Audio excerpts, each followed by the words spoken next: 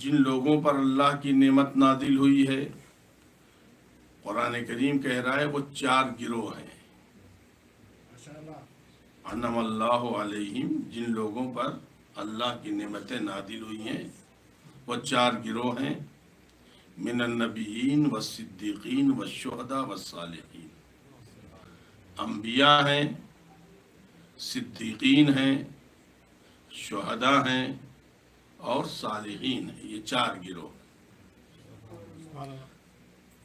اور قرآن کریم خصوصیت سے اعلان کر رہا ہے اس آیت کریمہ میں، حسن اولئک رفیقا، یہ لوگ بہترین ساتھی ہیں، یہ مشکلوں میں چھوڑ کر جانے والے نہیں ہیں بلکہ مشکل کشائی کرنے والے ہیں۔ یہ لوگ مصیبتوں میں تنہا چھوڑنے والے نہیں ہیں بلکہ مصیبتوں کے طوفانوں میں یہ بہترین مددگار بننے والے ہیں۔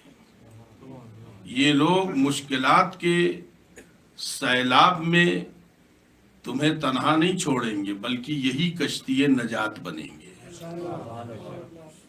یہ 4 گروہ ہیں، انبیاء، صدیقین، شہداء اور صالحین۔ انہی کے ساتھ پروردگار عالم رکھے گا، اس لیے کہ ان پر اللہ کی نعمتیں نازل ہوئی ہیں۔ کن لوگوں کو رکھے گا وہ بات عزیزان گرامی قرآن کریم بتا رہا ہے۔ تو جن لوگوں پر اللہ کی نعمتیں نازل ہوئی ہیں، انعم اللہ علیہم، انہی کے ساتھ رکھے گا، اور وہ 4 گروہ ہیں۔ اسی لیے پروردگار عالم نے صاحبان ایمان کو حکم دیا ہے کہ 24 گھنٹے میں 10 مرتبہ یہ دعا کرو، اہدنا الصراط المستقیم صراط الذین انعمت علیہم۔ پروردگارہ تو ہماری ہدایت کر صراط مستقیم کی طرف۔ کون سی صراط؟ جس پر تیری نعمتیں نازل ہوئی ہیں۔ آپ توجہ فرمائے دیدان گرامی کہ 10 مرتبہ، اس لیے کہ آدمی 5 وقت اگر نمازیں پڑھے گا تو 5 وقت کی نمازوں میں 10 مرتبہ سورہ حمد پڑھے گا، تو گویا 10 مرتبہ ایک مومن کہے گا پروردگارہ، یعنی گویا خدا کی بارگاہ میں دعا کرے گا، پروردگارہ تو ہماری ہدایت کر اس صراط مستقیم کی طرف جس پر تیری نعمتیں نازل ہوئی ہیں۔ توجہ فرمائے دیدان گرامی۔ اب جب مفسرین سے پوچھا گیا کہ مفسرین بتائیں کہ یہ کون سی چیز ہے، وہ کون سا راستہ ہے، کوئی راستہ زمینی راستہ تو ہے نہیں، خدا تک پہنچنے والا راستہ ہے جس پر تیری نعمتیں نازل ہوئی ہیں۔ تو صادق آل محمد امام جعفر صادق علیہ السلام فرماتے ہیں،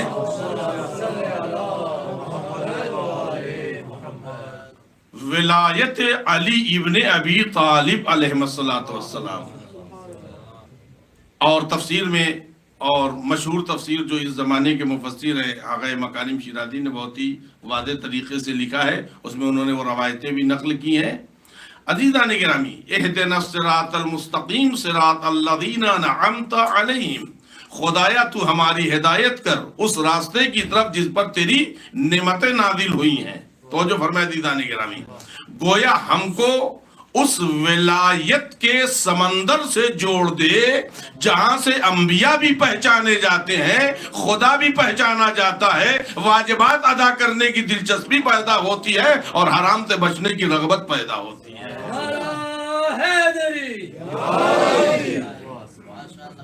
عزیزان گرامی، اور اسی کے فوراً بعد جو فقرہ یعنی سورہ حمد کا ہے وہ میں اپنے بچوں کے حوالے کرتا چلوں۔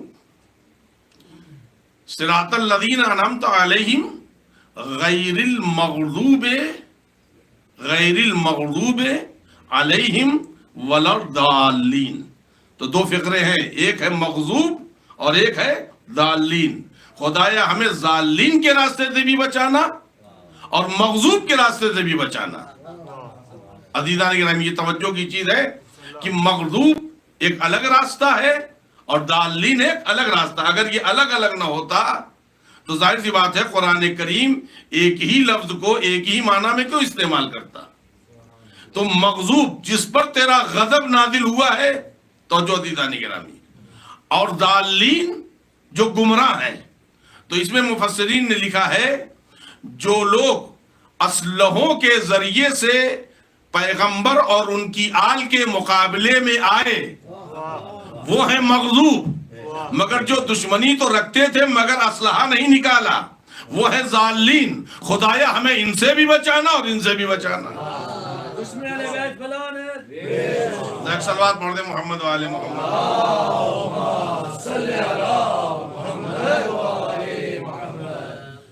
ہمیں دونوں سے بچانا۔ لہذا عزیزان کرام یہ ضمناً بات آ گئی تھی تو یہ کہتا چلوں کہ ایک مومن کے لیے حکم ہے کہ وہ 10 مرتبہ گویا وہ اپنی نمازوں کے ذریعے خدا کی بارگاہ میں یہ دعا کرے، مالک تو ہماری ہدایت کر صراط مستقیم کی طرف، اور صراط مستقیم کی طرف ہدایت کر وہ جس پر تیری نعمتیں نازل ہوئی ہیں، جس پر تیری نعمتیں نازل ہوئی ہیں۔ توجہ فرمائے عزیزان گرامی، اب حضور سرور کائنات ختمی مرتبت حضرت محمد مصطفیٰ صلی اللہ علیہ وآلہ وسلم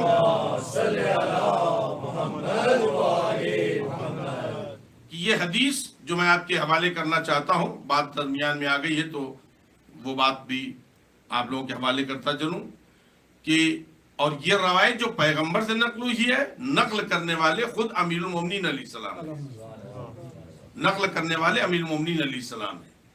فرماتے ہیں پیغمبر جسے اس ذات نے نقل کیا ہے جو صدیق اکبر ہے، کہ پیغمبر فرماتے ہیں مومنین کے حوالے جو 5 وقت کی نمازیں کی گئی ہیں، یہ 5 وقت کی نمازیں نہیں ہیں، یہ در حقیقت ایسا حوض ہے جس میں مومن گویا نماز نہیں پڑھتا ہے، گویا وہ ایک مرتبہ اس حوض میں اترتا ہے اور نکلتا ہے تو گناہوں سے پاک نکلتا ہے، گناہوں سے پاک نکلتا ہے۔ اور یہ یاد ہے عزیزان گرامی، 2 چیزیں ہیں اور یہ غور کرنے کی۔ امیر المومنین حضرت علی بن ابی طالب علیہ السلام نے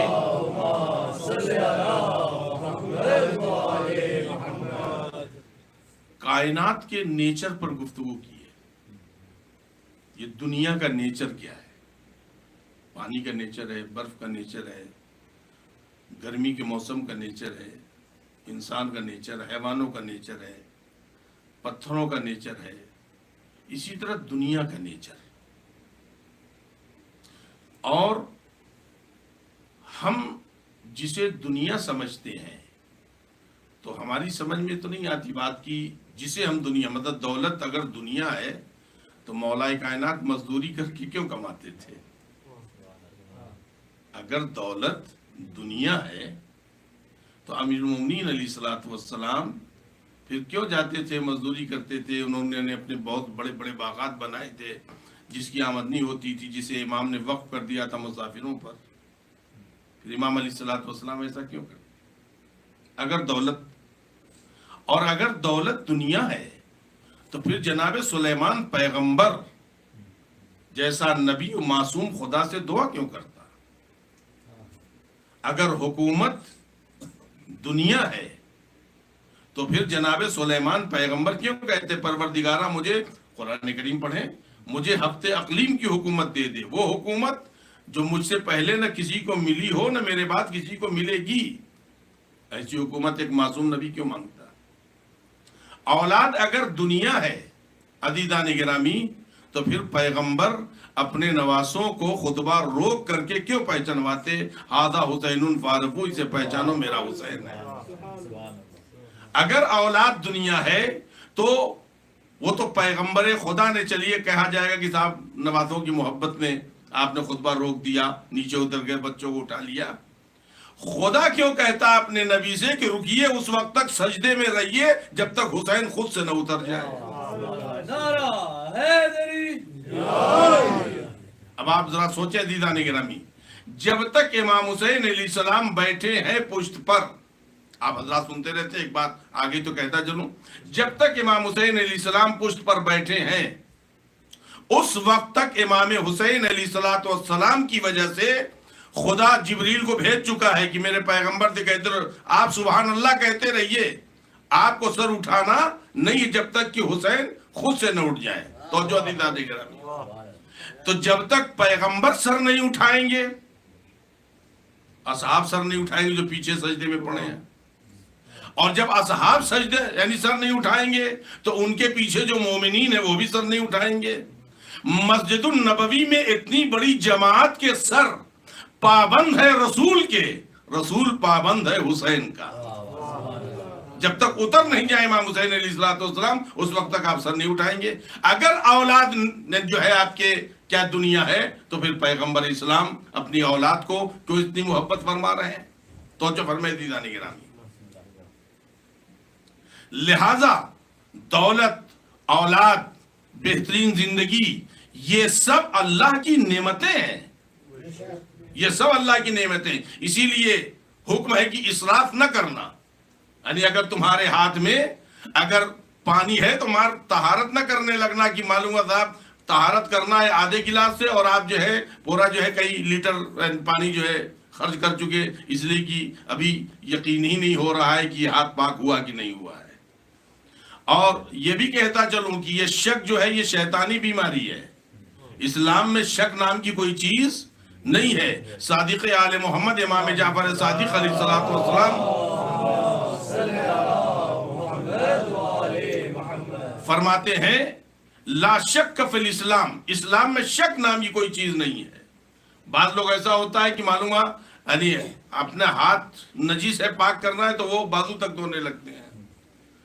اور آیت اللہ خمینی علی اللہ مقامہ نے اپنی تقریر میں کہا تھا کہ لوگ پانی کے معاملے میں تو شک کرتے ہیں کہیں یہ تو نہیں رہ گیا تھا، کہیں یہ چھوٹ تو نہیں گیا تھا، مگر جب فطرہ نکالتے ہیں تب شک نہیں کرتے کہیں فلاں بچے کا میں نے فطرہ نہیں نکالا ہے، وہاں معاملہ پیسہ دینے کا ہے نا۔ لہذا اگر نعمت آدمی کو مل جا رہی ہے، یہ پانی ہے، یہ دانا ہے، یہ کھانا ہے، یہ جو کچھ ہم زندگی کے وسائل اختیار کر رہے ہیں وہ کسی بھی شکل میں ہو، گاڑی ہو، مکان ہو، عزیزان گرامی ان میں سے کوئی ایسی چیز نہیں ہے جسے آپ دنیا کہہ سکیں، یہ سب اللہ کی نعمت ہے اور نعمت الہی کی قدر کرنی چاہیے، نعمت الہی کی قدر کرنی چاہیے۔ دنیا کیا چیز ہے عزیزان گرامی؟ دنیا کیا چیز ہے؟ تمام وہ وسائل، تمام وہ ذرائع، وہ تمام چیزیں جو اللہ نے ہمیں عطا کیا ہے، اگر جائز راستے سے ہم حاصل کر رہے ہیں تو یہی نعمت خدا ہے، اگر حرام راستے سے ہم اسے اختیار کریں تو اسی کا نام دنیا ہے، اسی کا نام دنیا ہے۔ لہذا عزیزو میرے دوستو، دولت دنیا ہے اس وقت جب ہم دولت کی خاطر خدا کو فراموش کر دیں، اولاد دنیا ہے اس وقت جب ہم اولاد کی خاطر آل محمد کو فراموش کر جائیں، حکومت دنیا ہے اس وقت جب ہم حکومت پر بیٹھ کر کے، ہم کرسی عدالت پر بیٹھ کر کے ہم ظلم کرنا شروع کر دیں۔ عزیزان گرامی، ہر وہ چیز جو خدا کے خلاف استعمال ہونے لگے وہ تمام چیزیں کیا ہیں؟ دنیا ہیں، اور اگر خدا کے لیے استعمال کی جائے تو پھر یہی عین دین و اسلام ہے۔ ایک صلوات پڑھیں محمد و آل محمد پر۔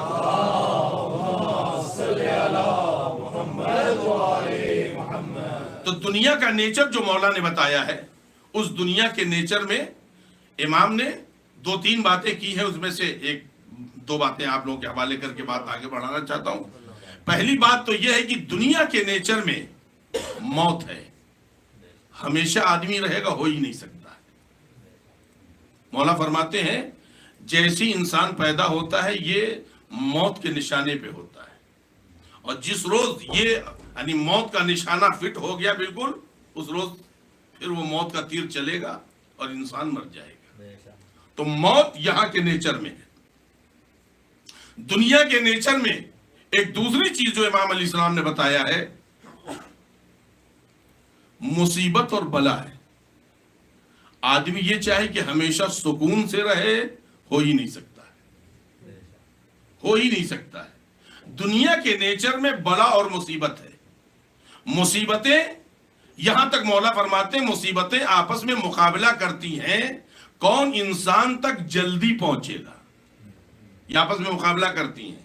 ایک مصیبت ہٹتی ہے دوسری مصیبت حاضر ہو جاتی ہے. دوسری مصیبت ابھی گئی نہیں ہے کہ تیسری دروازہ کھٹکھٹا چکی ہے. چوتھی مصیبت آ کر کے کان میں اپنی وجود کی آواز لگا چکی ہے. عزیزان گرامی، تو دنیا کے اس نیچر میں مصیبت اور بلا ہے. تو جو فرمایا عزیزان گرامی، اب اس بلا اور مصیبت سے آدمی کو بچنا بھی ہے، اور یہ بلائیں اور مصیبتیں بچنے نہیں دیں گی.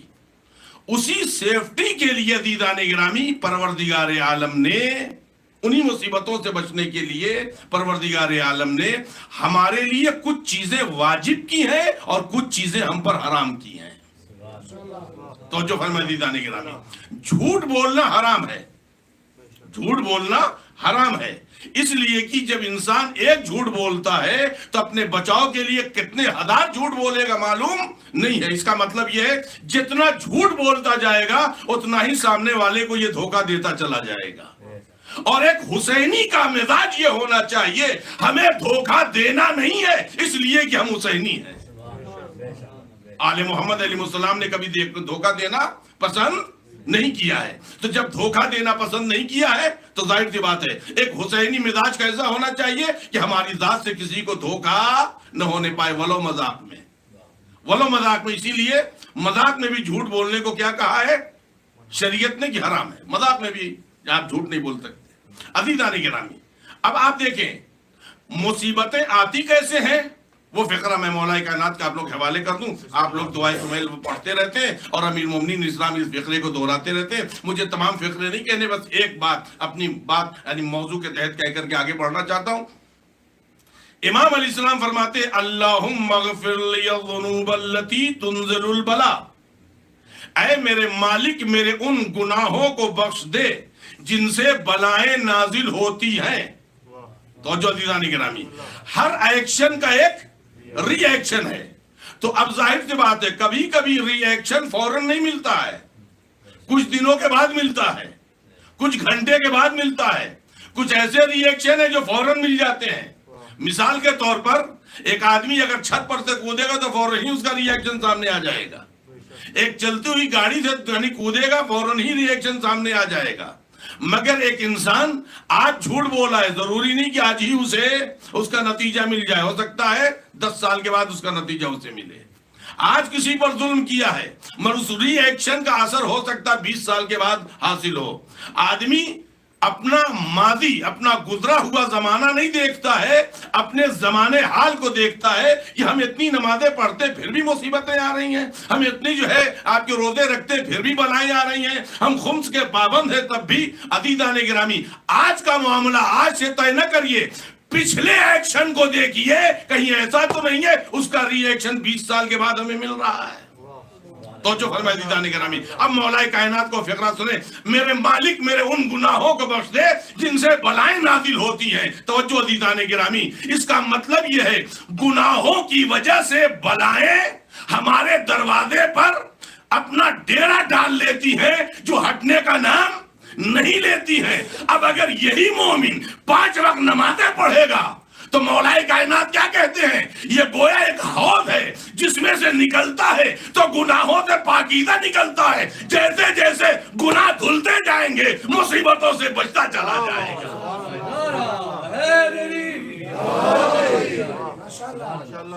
لہذا عزیزان گرامی، ہمیں اس بات کی طرف توجہ دینا ہے، ہمیں اس بات کی طرف توجہ دینا ہے. اور بات آ گئی ہے انشاءاللہ تعالی مزید تفصیل آپ لوگوں کے حوالے کروں گا. مگر یہ آپ غور کر لیں عزیزو، پورے قرآن کریم میں کسی بھی سورے میں خدا نے بندے کو بات کرنے کی اجازت نہیں دی ہے. خدا نے بندوں کو خطاب کیا ہے.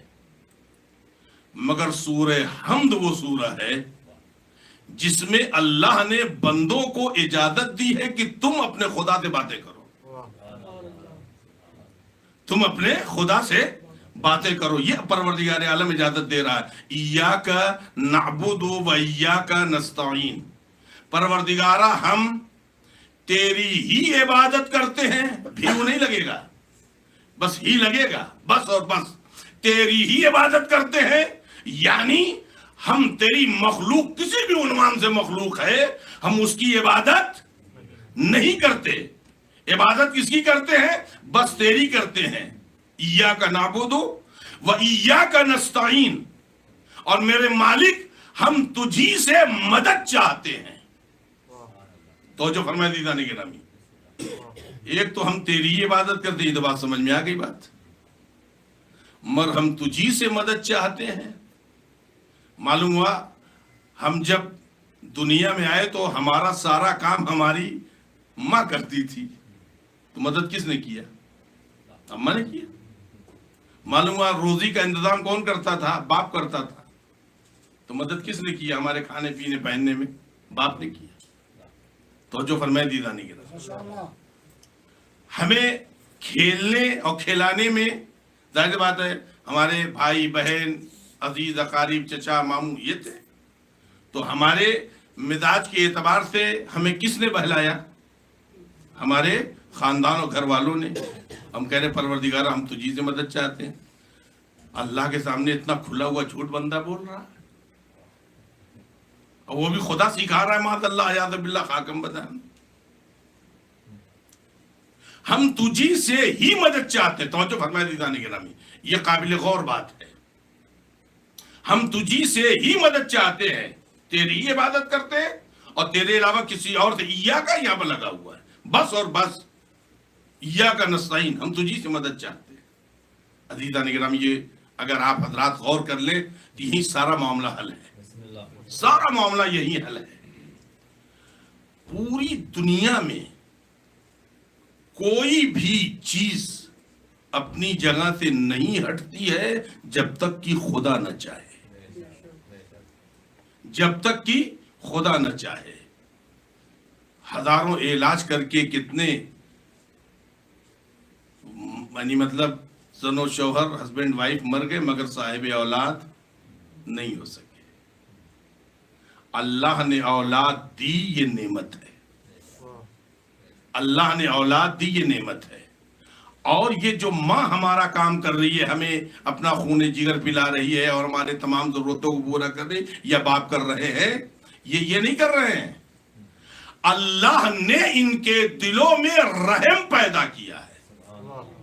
اللہ نے ان کے دلوں میں اپنا کرم پیدا کیا ہے، جس کی وجہ سے یہ محبت کرتے ہیں، اور محبت کے تقاضے کی بنیاد پر ہماری ضرورتوں کو یہ پورا کرتے. توجہ عزیزان گرامی، اس کا مطلب کیا ہوا کہ پروردگار عالم انڈائریکٹ اپنا کرم ہمیں کبھی ماں کی شکل میں دے رہا ہے، کبھی باپ کی شکل میں دے رہا ہے، کبھی بھائی بہن کی شکل میں دے رہا ہے، کبھی عزیز و اقارب کی شکل میں دے رہا ہے، کبھی دوست و احباب کی شکل میں دے رہا ہے. مگر یہ سارا رحم و کرم پروردگار ہی ہے جو دے رہا ہے. تو یہ رحمتیں ہو رہی ہیں، یہ محبتیں ہو رہی ہیں. اگر وہ نہ چاہے عزیزان گرامی تو آپ کبھی بھی ہم پر رحم نہیں کریں گے. اس نے چاہا ہے.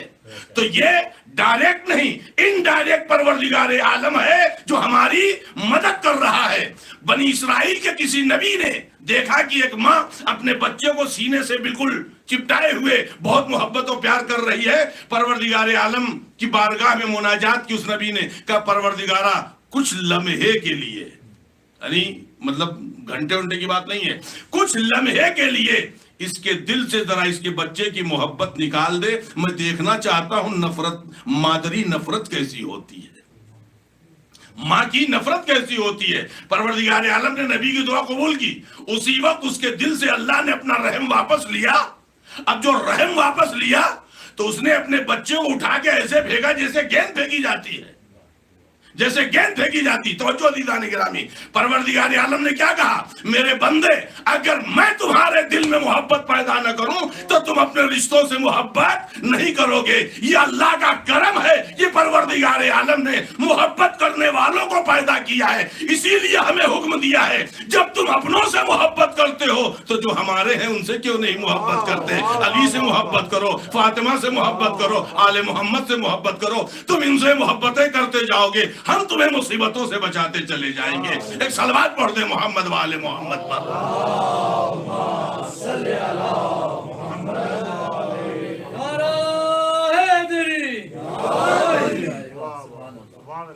عزیزان گرامی، تو یہاں پر جو بات میں عرض کر رہا تھا کہ اللہ تعالیٰ نے جو نیچر بنایا ہے دنیا کا، اس نیچر میں مصیبت ہی مصیبت، بلائیں بلا ہے.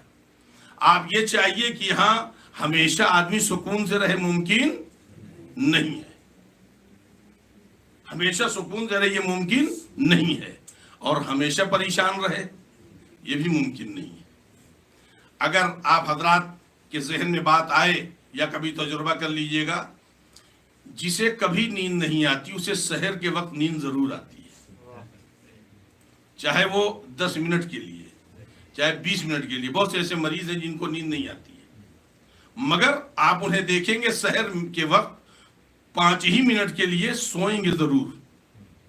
ایک مطلب جھپکی ان کی لگے گی، ایک اونگ آئے گی، ضرور آئے گی. توجہ عزیزان گرامی، ہے کیا یہ؟ در حقیقت پروردگار عالم نے مصیبتوں کے مقابلے میں سکون بھی رکھا ہے، سکون بھی رکھا ہے. مگر فیصلہ کن مصیبت اور فیصلہ کن سکون یہ مرنے کے بعد ہے. دنیا کے نیچر میں دونوں ساتھ چلیں گے، بالکل آپ کے یہ سائے کی طریقے سے، ایک ہٹے گا دوسرا آئے گا. مگر عزیزان گرامی، یہی وہ منزل ہے. انشاءاللہ تعالی کل میں اس بات کو مکمل کروں گا. یہی وہ منزل ہے عزیزوں میرے دوستو، جہاں پر بندہ اگر صاحب ایمان ہے تو ہر مصیبت کے مقابلے میں اپنے ائمہ کو یاد کرتا ہے، ائمہ کے ذریعے خدا کو یاد کرتا ہے. گویا یہ ٹھوکر نہیں ہے، در حقیقت انسان جو غافل ہو گیا ہے اپنے مالک سے اور اپنے آقاؤں سے، یہ ٹھوکر ادھر متوجہ کر کے اس کے ایمان کو اور بڑھا رہی ہے.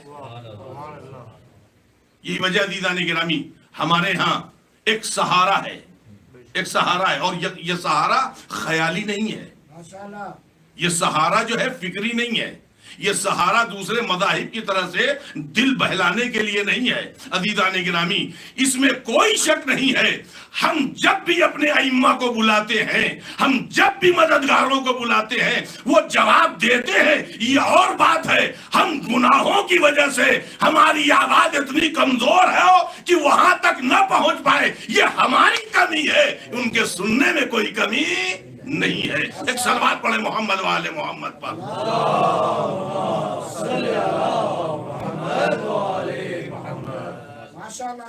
عزیزان گرامی یہی وہ ہستیاں ہیں جن پر اللہ کی نعمتیں نازل ہوئی ہیں.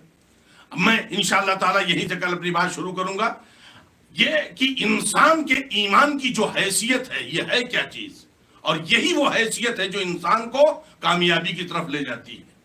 تاکہ عزیزان گرامی ہمارے اس پہلے عشرے میں اور اس سال کا، اور بحمداللہ اللہ نے زندگی دی، ہم سب کو حیات دی، اسی کے ساتھ ساتھ عزاداری امام حسین علیہ السلام کی نعمت بھی دی ہے. یہ کوئی معمولی چیز نہیں ہے دیدو، یہ کوئی معمولی چیز نہیں ہے، بہت ہی اہمیت کی حامل ہے. اگر ایک بات میں بالعموم کہا کرتا ہوں، آپ لوگوں سے بھی بتا دوں، پوری دنیا میں پروردگار عالم نے انبیاء کے قافلے کو منتخب کیا ہے. اپنے تمام انسانوں میں 1,24,000 انبیاء کو منتخب کیا. اسی لیے منتخب کہتے ہیں نا کہ یہ خربوں کی آبادی سے جتنا اللہ کو پیدا کرنا تھا، اس میں سے پروردگار عالم نے کتنے کو نبی بنایا؟ 1,24,000. ظاہر بات ہے یہ خربوں کی آبادی کے مقابلے میں 1,24,000 کیا کمائیا نہیں ہے. یعنی گویا یہی ہے رسالت کے لائق، اس کے علاوہ کوئی ہو نہیں سکتا. توجہ فرما لیں عزیزان گرامی، ان انبیاء میں جو بڑے رسول ہیں وہ 5 ہیں. 313 اور 313 میں جو بڑے رسول ہیں وہ 5 ہیں. تو ظاہر سی بات ہے عزیزان گرامی یہ ہیں جو الہی مشن کے مطابق وہ صبر کا جوہر دکھائیں گے جو بقیہ نہیں دکھا سکتے. تو جو فرمائے عزیزان گرامی انہیں منتخب کیا، اور پھر پروردگار عالم نے قیامت تک اس مشن کو باقی رکھنے کے لیے عصمت کی دنیا میں کل 12 ہی تھے، کل 12 ہی تھے. اور عزیزو، جب آدم سے لے کر کے امیر المومنین علیہ السلام تک اسلام اس خطرے میں پڑ جائے جہاں توحید خطرے میں ہو، جہاں الوہیت خطرے میں ہو، جہاں جاہلیت کا زمانہ اور کفر کا زمانہ حکمرانی کرنے لگے، ایسے موقع کے لیے اللہ نے امام حسین علیہ السلام کو منتخب کیا تھا۔ اور آگے بڑھیے عزیزان گرامی، اس پوری دنیا میں اہل بیت علیہ السلام سے محبت، یعنی توحید تک جو محبت پہنچاتی ہو، ایسی محبت کے لوگ، محبت کرنے والے تو بہت ملیں گے، ایک ہے محبت اور ایک ہے چاہت۔ چاہنے کے لیے ہو سکتا ہے کہ عیسائی بھی امام حسین کی عزاداری کرتا ہو سکتا ہے، بلکہ ہوتا ہے ایک ہندو بھی کرتا ہے عزاداری امام حسین علیہ السلام، ایک یہودی بھی کرتا ہے عزاداری امام حسین علیہ السلام، سکھ بھی کرتا ہے۔ بہت سے آپ کو ایسے شعراء ملیں گے، ایک وہ جو عموماً ہمارے ہاں وہ مرثیہ پڑھا جاتا ہے، گھبرائے گی زینب، یہ جھنو لال دلگیر لکھنوی کا ہے جو ہندو تھے، اور یعنی پورا ان کا دیوان ہے مرثیوں کا، اور خاندان اہل بیت کو گویا انہوں نے پڑھا تھا، اس طرح پڑھا تھا۔ یہی وجہ ہے کہ یہ گھبرائے گی زینب میں آپ دیکھیے پوری انسانیت کو انہوں نے کھینچ کے رکھ دیا ہے۔ یہ جھنو لال دلگیر لکھنوی تھے، ہندو تھے۔ دیکھیے یہ سب چیزیں کیا ہے؟ یہ چاہت ہے، یہ رغبت ہے، یہ محبت نہیں ہے۔ محبت کسے کہتے ہیں؟ محبت اسے کہتے ہیں جس میں اطاعت پائی جاتی ہے، محبت اسے کہتے ہیں جس میں اتباع پایا جاتا ہو۔ عزیزان گرامی، لہذا اگر آپ دیکھیں تو پسر سعد نے کیا کہا تھا؟ یقیناً آپ فرزند رسول ہیں، جانتا تھا، مگر عزیزان گرامی اس کے محبت کا جذبہ نہیں تھا۔ حر بھی اسی لشکر میں تھا، مگر اس کے دل میں محبت تھی جس نے اطاعت حسین کی خاطر لا کے امام حسین کے خیمے کے دروازے پہ کھڑا کر دیا۔ اطاعت اور چیز ہے عزیزان گرامی، اطاعت میں محبت ہے مگر رغبت میں اطاعت نہیں ہے۔ لہذا اگر آپ دیکھیں پوری دنیا میں اہل بیت علیہ السلام سے محبت کرنے والے کتنے کروڑ ہوں گے اس پوری دنیا کی آبادی میں؟ آپ دیکھ لیجئے، ہم تو نمک کے برابر بھی نہیں ہیں، مگر اس پوری دنیا میں اہل بیت علیہ السلام کے چاہنے والے کے عنوان سے ہمیں کیوں منتخب کیا گیا؟ اس کا مطلب یہ ہے کہ ہم انتخاب الہی ہیں، ہم انتخاب الہی ہیں۔ عزاداری امام حسین علیہ السلام کے لیے عزیزان گرامی ہم کیوں منتخب ہوئے؟ جناب امام حسین علیہ السلام پر رونے کے لیے جناب زہرا کافی ہیں، زمانے کا امام کافی ہے، مگر ہمیں کیوں یہ توفیق ہوئی؟ ہم نے یہ فرض کیوں بچھایا ہے؟ ہم نے یہ پیسے کیوں خرچ کیے ہیں؟ ہم نے یہ ٹائم کیوں دیا ہے؟ ہم نے کچھ نہیں کیا ہے، ہمیں اللہ نے اس کام کے لیے منتخب کیا ہے، ہمیں اللہ نے اس کام کے لیے منتخب کیا۔ بس عزیزان گرامی، ربط مذاہب و زحمت تمام ہے۔ میں آپ حضرات سے ایک خصوصیت سے بات کہنا چاہتا ہوں عزاداری امام حسین صاحب سے متعلق۔ خدا کی قسم عزیزان گرامی، دنیا میں بہت سے ایسے لوگ ہیں جو چاہتے ہوئے عزاداری حسین کا انتظام نہیں کر پاتے ہیں، چاہتے ہیں مگر نہیں کر پاتے ہیں۔ وہ جسے اپنا غلام بناتے ہیں وہی کر پاتے ہیں۔ آپ اگر عزاداروں کے جوتے سیدھے آپ کریں تو قربتاً اللہ، قربتاً اللہ، یہ نہیں کہ لوگ کہیں گے کہ بہت اچھا آدمی ہے، بڑا اخلاق والا ہے۔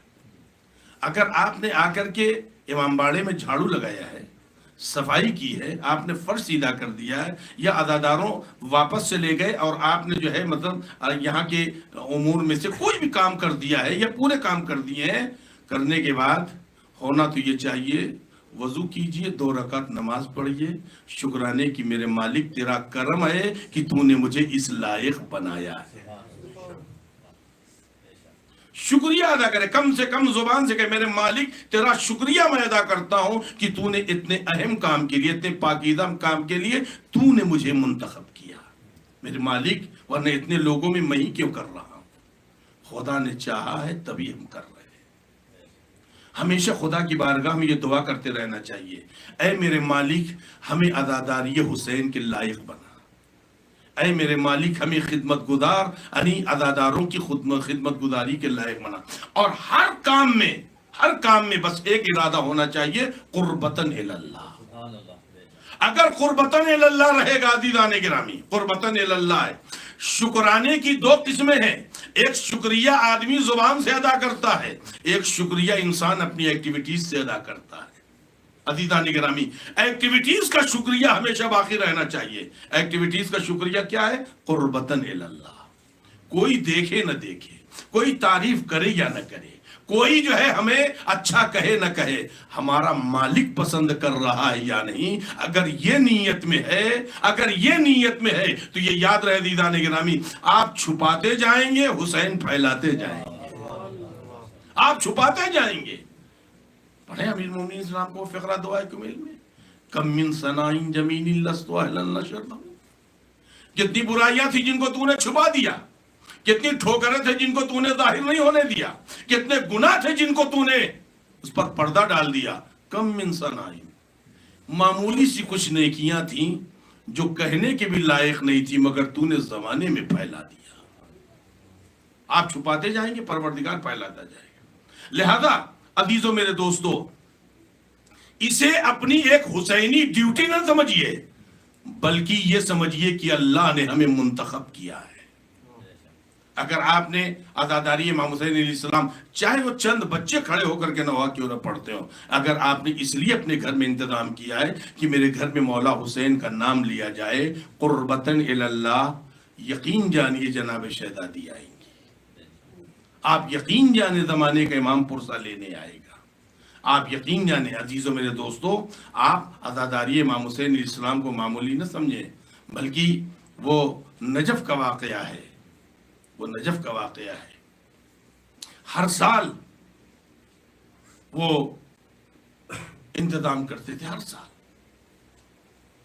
ایک سال حالات ایسے بدل گئے کہ ان کے پاس پیسے نہیں ہیں، محرم نزدیک ہے. انہوں نے فرش بھی بچھا دیا، مگر آنے والوں کو تبرک کیسے دیں گے، نظر کیسے کریں گے، نیاز کیسے کریں گے. ایک بے چینی ہے.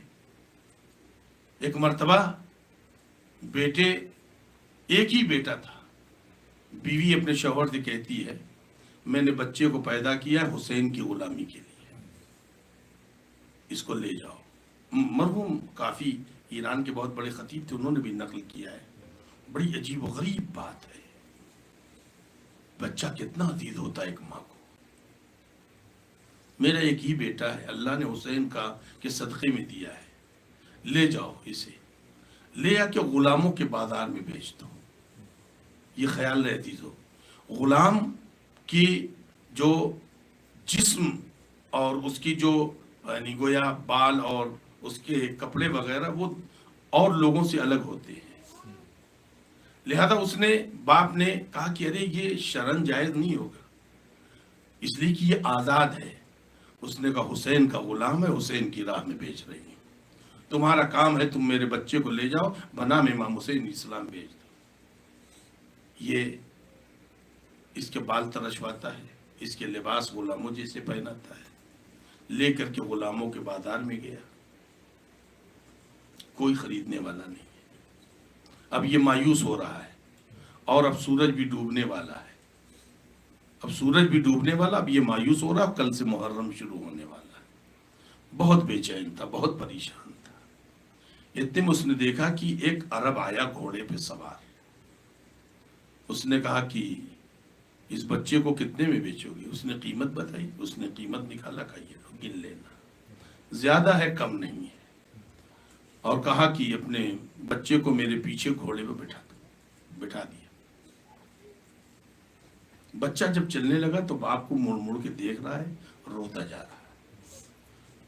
سوار نے پوچھا کہ تو اس لیے رو رہا ہے کہ تیرا باپ تجھ سے چھوٹ گیا؟ کہا نہیں،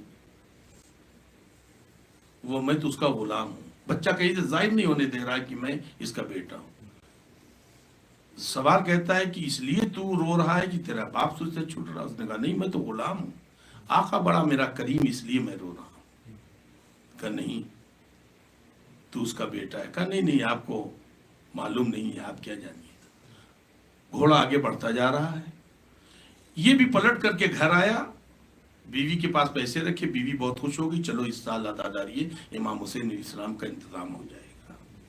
میرے آقا امام حسین علیہ السلام کے عزادار میرے دروازے سے خالی نہیں جائیں گے، میری شہزادی کے لیے میں نے اہتمام کر لیا ہے۔ ابھی خوش ہو کے یہ باتیں کر رہے تھے، کچھ دیر کے بعد وہ بچہ ہے جو دروازہ کھٹکھٹا رہا ہے، بچہ دروازہ کھٹکھٹا رہا ہے، جیسے دروازہ کھٹکھٹا رہا ہے ان کے چہرے کا رنگ اتر گیا، لگتا ہے کہ بچہ جو ہے بھاگ کر کے آ گیا، اب یہ پیسے واپس کرنے ہوں گے۔ مگر وہ بچہ اپنی ماں سے لپٹ گیا، اس نے کہا کہ سوار نے مجھے واپس پہنچایا ہے یہاں تک۔ کہا کہ نہیں تم بھاگ کر کے آئے ہو؟ کہا نہیں، سوار نے مجھے پہنچایا ہے۔ اس نے کہا وہ تمہارا باپ تھا؟ میں لاکھ کہتا رہا میں غلام۔ اس نے کہا نہیں، وہ تمہارا باپ تھا اور مجھے یہاں پہنچایا ہے، اور اتنا کہا ہے کیا تم لوگوں نے نہیں دیکھا کہ میرے بازو نہیں ہیں؟ کیا تم لوگوں نے یہ نہیں دیکھا کہ میرے بازو نہیں ہیں؟ میں نے سوار کرنے کے لیے کہا ہے۔ جس حسین کی عزاداری کے لیے تمہیں تمہارے ماں باپ بھیج رہے تھے، اسی حسین کا میں علمدار عباس ہوں۔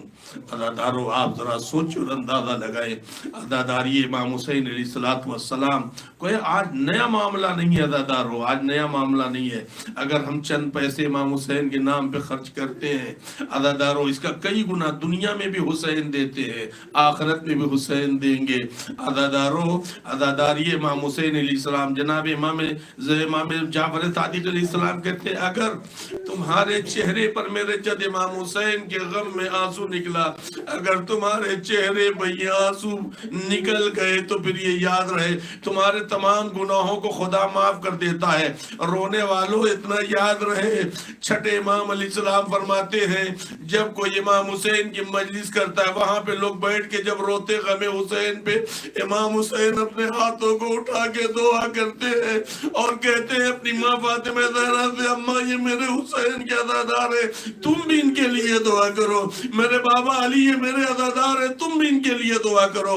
عزادارو امام حسین علیہ السلام نے یقیناً دعائیں کی ہیں اپنے چاہنے والوں کے لیے۔ جناب زہرا نے آرزو کی ہے کون روئے گا میرے حسین پر، کون روئے گا میرے حسین پر؟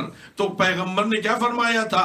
پروردگار عالم وہ قوم پیدا کرے گی جس کی عورتیں تمہاری عورتوں پر روئیں گی، جس کے بوڑھے تمہارے بوڑھوں پر روئیں گے، جن کے بچے تمہارے بچوں کا ماتم کریں گے، جن کے جوان تمہارے جوانوں کا ماتم کریں گے۔ عزادارو امام حسین علیہ السلام کی عزاداری گویا یہ نئی نہیں ہے، یہ شہادت حسین کے بعد کی عزاداری نہیں ہے۔ عزاداری امام حسین علیہ السلام شہادت حسین سے پہلے کون نہیں رویا شہادت حسین پر؟ ارے جناب نوح روئے ہیں، جناب ابراہیم روئے ہیں، حضرت آدم روئے ہیں، جناب اسماعیل کی دمبیاں عزادارو آئی ہیں فرات کے کنارے چرنے کے لیے، فرات کے کنارے ان کا چرواہا ان دمبیوں کو چرا رہا ہے، مگر 3 روز ہو گئے جناب اسماعیل کے جانور پانی نہیں پیتے۔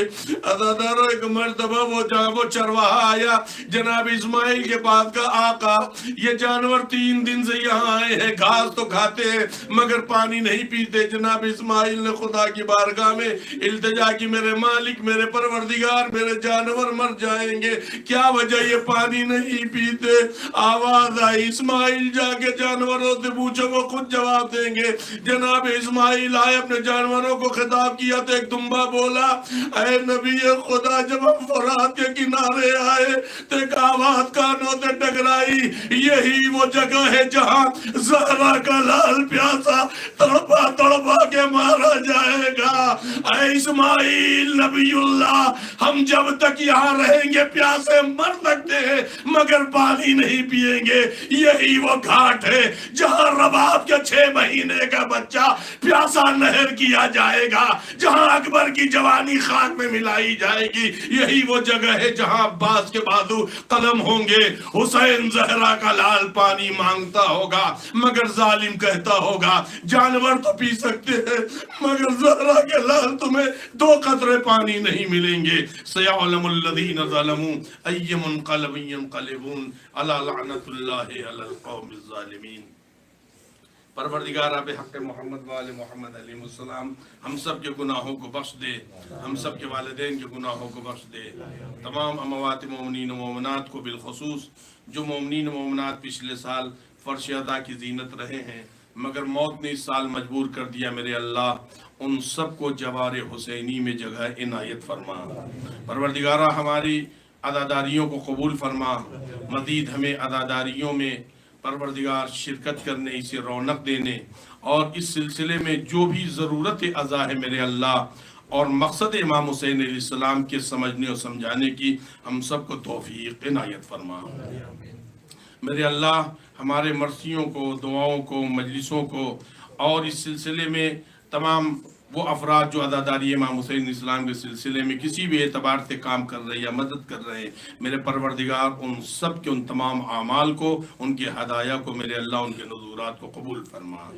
اے میرے اللہ، میرے کریم پروردگار، بحق محمد وآل محمد علیہ السلام، جہاں جہاں بھی اہل بیت علیہ السلام کے چاہنے والے ہیں میرے معبود، اور بالخصوص جہاں جہاں پر بھی جلوس کے عنوان سے یا عزاداری کے عنوان سے دشمنان آل محمد اہل بیت علیہ السلام کے عزاداروں کو، حسین علیہ السلام کے عزاداروں کو کسی بھی طریقے کی تکلیف و اذیت پہنچاتے، میرے اللہ ان تمام عزاداروں کو دشمنوں کے شر سے اپنی پناہ میں رکھنا۔ میرے اللہ، میرے کریم پروردگار، ہمیں زیادہ سے زیادہ پر رونق عزاداری امام حسین علیہ السلام کی عنایت فرما۔ میرے اللہ، ہم سب کو شفاعت امام حسین علیہ السلام نصیب ہو، زندگی میں بار بار قبر حسین علیہ السلام کی زیارت نصیب ہو۔ پروردگارہ، تجھے بیمار کربلا علیہ السلام کے حق کی قسم ہے، تمام مریضوں کو دنیا میں اہل بیت علیہ السلام کے چاہنے والے تمام مریض، خواہ ہاسپٹل میں ہو، گھر میں ہو، یہاں موجود ہیں ان کے گھروں میں، میرے اللہ ان سب کو